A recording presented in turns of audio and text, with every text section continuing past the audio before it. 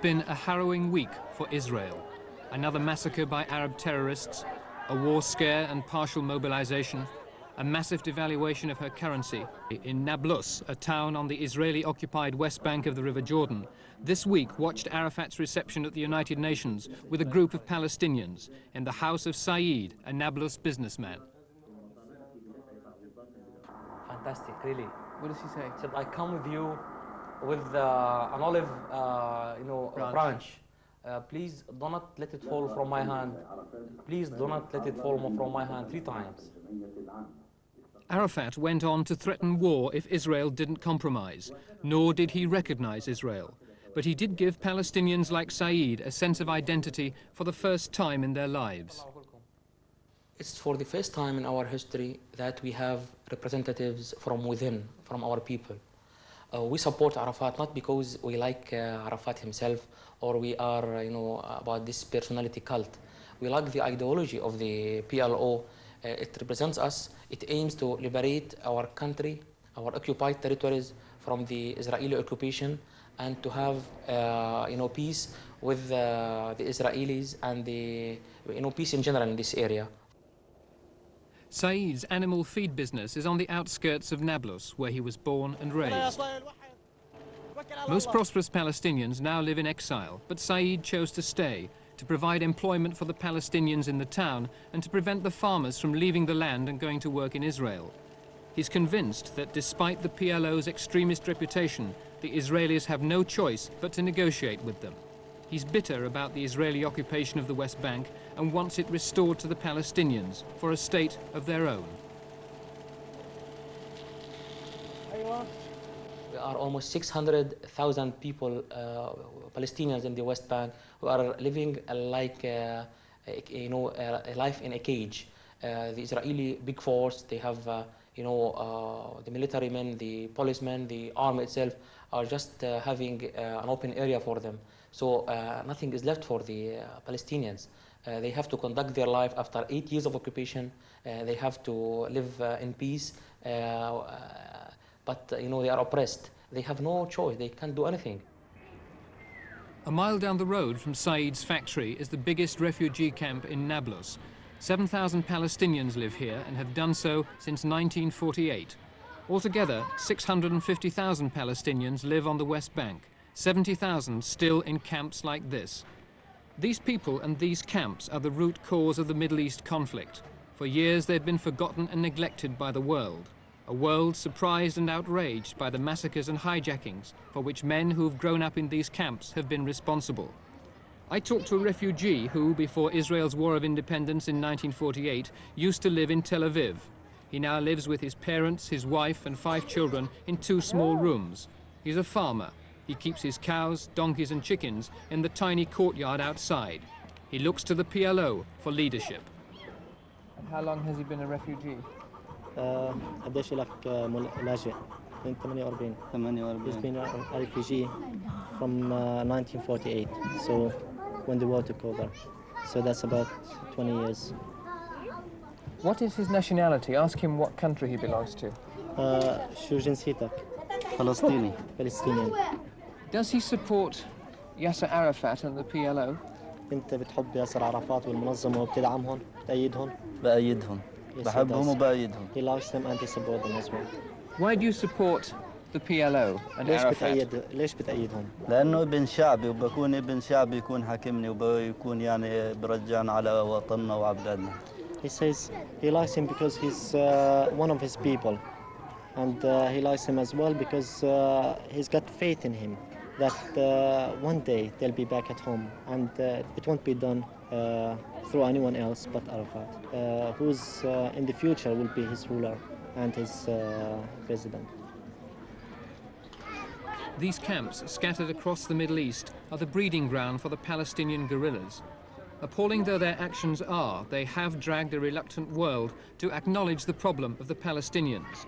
This week, their national identity and their leadership were acknowledged by the United Nations. It signified a possible solution to the problem that started 26 years ago. Palestine was ruled by British mandate until the end of the Second World War. 1 million Arabs and 500,000 Jews lived there. When Britain withdrew, the United Nations gave this area to the Jews and the rest to the Arabs, who bitterly objected. In 1948, the State of Israel was created and war broke out. The Israelis extended their boundaries. 600,000 Arabs, the Palestinians, fled to neighboring Arab countries, many to refugee camps. In June 1967, Israel went to war again and extended her frontiers still further into Arab territory. Now, for the first time, Israel had secure borders. The most important area she took was the west bank of the River Jordan, because it meant that Arab guns could no longer threaten Israeli centers of population. But it was here, in the town of Nablus, that troubles started when Arafat appeared at the United Nations. During the 7 years of Israeli occupation, there had been little resistance on the West Bank. The Israelis had killed most of the guerrillas and blown up the houses of their supporters. They'd locked up or expelled troublemakers. Nablus was a busy Arab town and tried to keep its nose out of politics. But when the United Nations recognized Arafat and Israel announced its refusal to talk to the PLO, Nablus could contain itself no longer. There were demonstrations in the streets, mainly from schoolchildren, and the Israelis cracked down.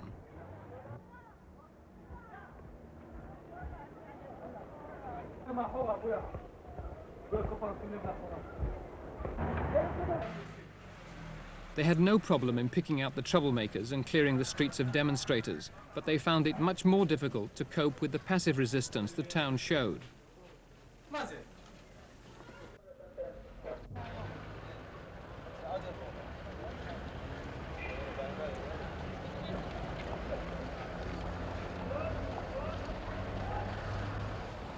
All the shops were closed, a sign of contempt for the Israelis and support for the PLO. It was a one-day strike, imitated in many towns. It succeeded despite threats to put people out of business if they did not reopen.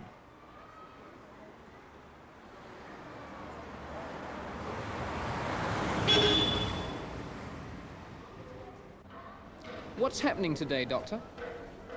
What happened that we had strikes, general strike in the town with demonstrations, severe demonstrations, with clashes with the patrols, military patrols and the army, Israeli army in the town, because we are celebrating our day, historical day, because we are looking now for the world opinion and the UN nation to assist our cause. We are looking for our national identity as Palestinians after 27 years of dispersion. How important is today? It's we are going to have our birth certificate as a nation. We are going to have the birth certificate of our people.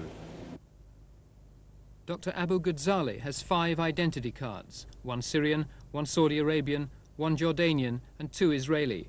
His birth certificate is Palestinian. He used to be a Jordanian MP, but now he wants his own state of Palestine.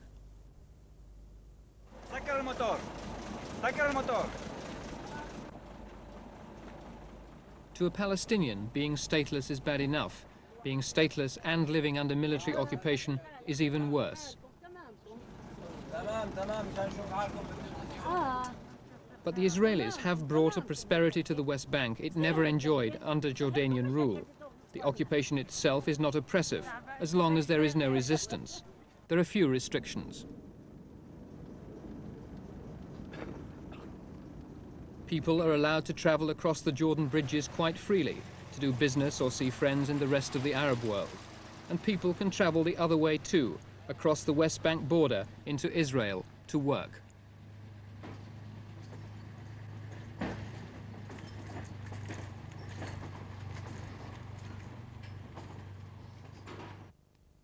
Every morning at 4 o'clock, Ahmed Mangrabi leaves the refugee camp in Nablus to catch the bus to his work across the border in Israel.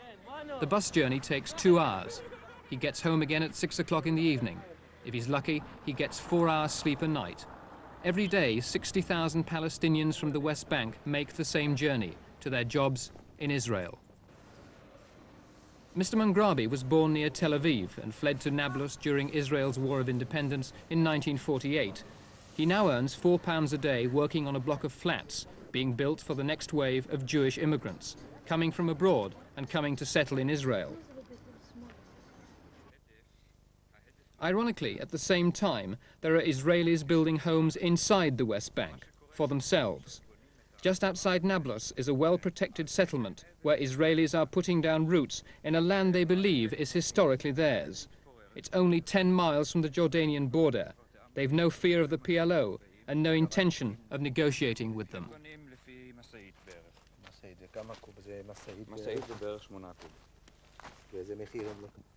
If they come and if they hope that they can throw us outside from here, I think that's a big mistake, because we don't go back. We are here and we stay here. Before the families came here 15 months ago, this land was desert. They believe the West Bank must stay in Israeli hands as a buffer against Arab attack on the Israeli towns only a few miles away. I don't think it's so easy for Jewish people who live in Israel, and especially in that area, central area. It's not easy to go to sleep with their Arab hand on his neck. He doesn't know if he can wake up in the morning or not. Then I think it cannot be discussion about the problem. The West Bank must remain Israeli and one. Should Israel talk to Yasser Arafat and the PLO? I say categoric no, because we think, and personally I think, that a murderer can't call himself a liberator. He can't liberate nothing on the blood of children, on the blood of innocent peoples who try to live in Israel, as well as they try to live in Amman, in Beirut, in Damascus. The Israelis have built themselves pleasant homes, but there are not many settlements like this on the West Bank, because not all Israelis feel as emotionally attached to it as these families do. There are moderate Israelis who do believe that there must be a solution to the problem of one piece of territory being claimed by two different peoples. I think a solution could be found. Any solution that is conceivable has to be a compromise solution. It has to take into account the fact that here you've got two national movements laying claim to the same piece of land, and therefore it has to be based on some idea of partition, of some idea of mutual recognition. I think Israel should be ready to accept the self-expression of the Palestinian Arab people in part of the historic land, and the Palestinian Arab population should accept the existence and the legitimate existence of Israel. The tragedy at the moment is that the Palestinian Liberation Organization, which is said to represent the whole Palestinian population, is not ready to accept under any circumstances the right of Israel to existence, to self-determination and to independence. If one day the PLO will change its position, if the PLO will be ready to accept the existence of Israel and be ready to negotiate then boundaries, refugee problems, all the details which are then still left open, then there may be a chance. But so long as the PLO position is that of non-acceptance of Israel and aiming at and striving at its destruction, I am not very optimistic. Isn't the reason why the PLO have taken the initiative because Israel and Jordan failed to come to terms over the West Bank, that Israel and Jordan lost the initiative? I think that the initiative which we, the Israelis, lost was not exclusively vis-à-vis Jordan. I think we lost an opportunity immediately after 1967 to try to reach out to the million Palestinians who all of a sudden found themselves under our rule. Israel might have, after 1967, initiated a moderate Palestinian solution on the West Bank, ultimately with or without Jordan. I think we blocked that option, and this certainly made the PLO appear as the only legitimate spokesman for the Palestinians. I think it's very much one of our major blunders after 1967. For 7 years, Israel and King Hussein have faced each other across the River Jordan, but they've failed to reach a settlement on the future of the West Bank. This month, the Arab nations meeting at Rabat have decided that only Arafat and the PLO can now negotiate for the Palestinians. And this is supported even by Hussein's former defense minister, who lives on the West Bank, Anwar Nusseibeh. Do you think that Israel should talk to the PLO? Well, I wouldn't presume to advise Israel on what to do, but, you know, sitting outside the Israeli setup, I see no logic in not talking to anyone, if talking to anyone will bring about peace and justice. As a Palestinian, would you like to see Israel talk to the PLO? As a Palestinian, I'd like to see peace and justice restored to this country.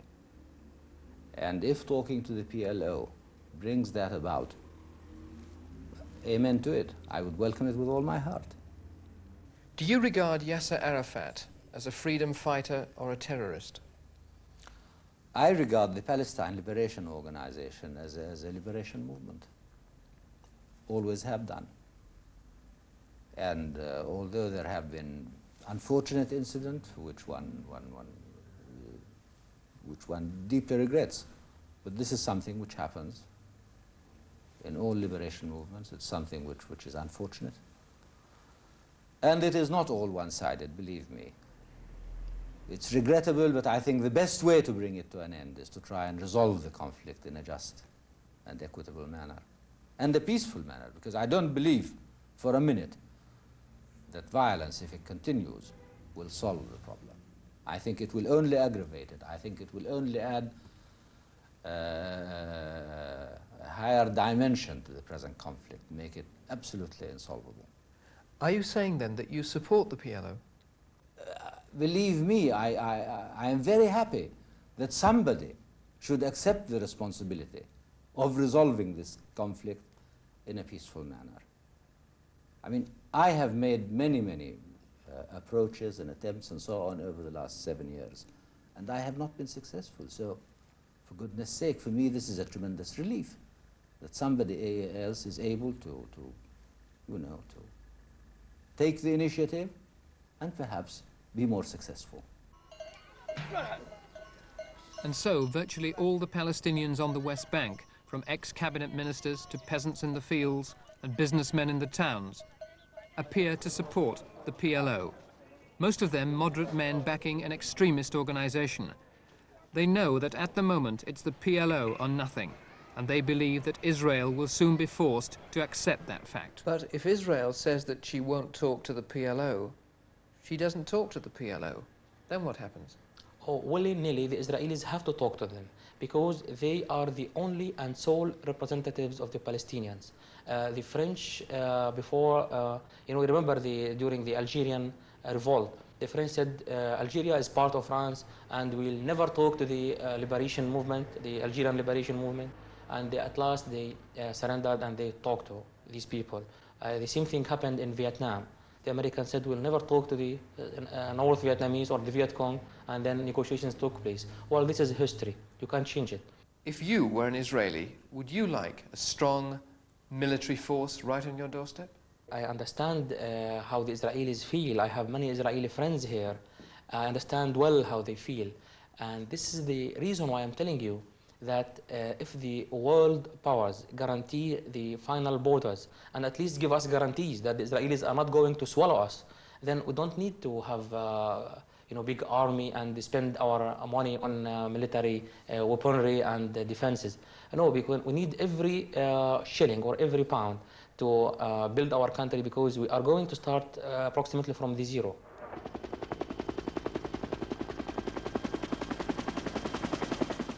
The Israeli government was alarmed at the growing unrest inside the occupied territory. The need for some kind of political initiative was clear, because support for the PLO could not be allowed to grow.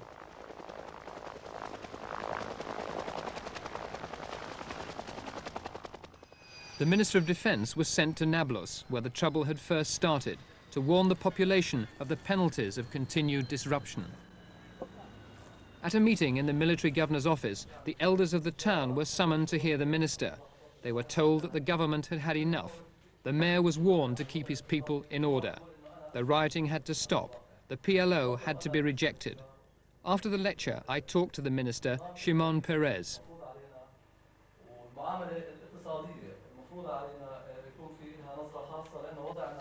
Why did you come to Nablus? Well, there is a leadership in Nablus that has to exercise its leadership, its authority.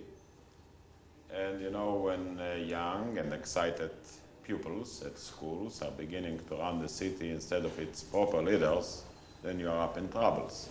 Are you worried by the amount of support the PLO appears to have on the West Bank? No, sir, not at all. I think it's more a matter of a mood and emotion.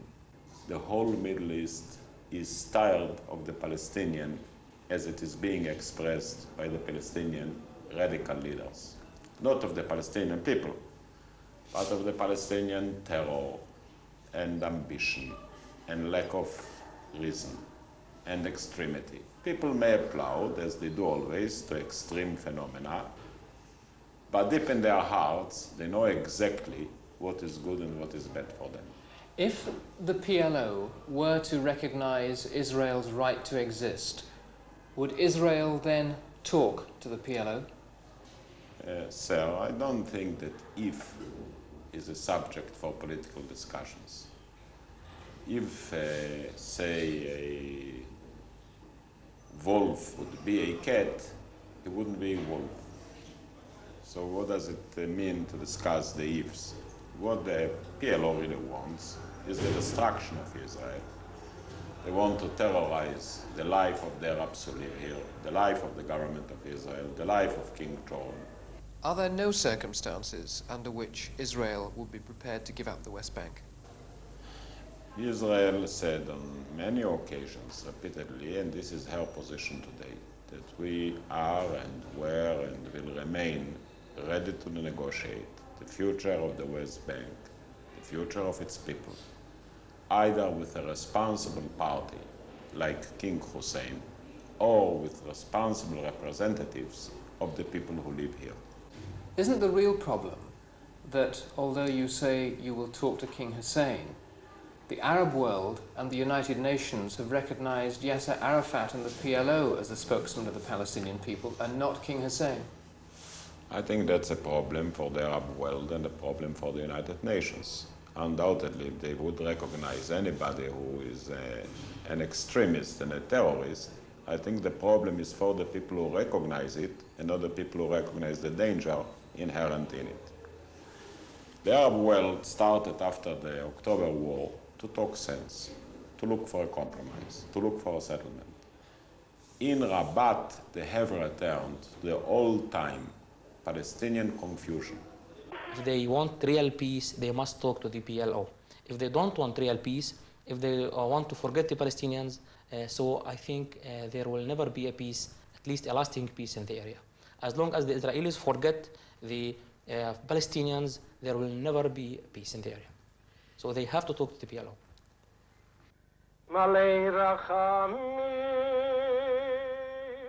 The massacre at Bet Shan has made Israel's dilemma even more difficult. To talk to the PLO is to recognize that terrorists get their way. Not to talk to the PLO may mean more massacres and more war.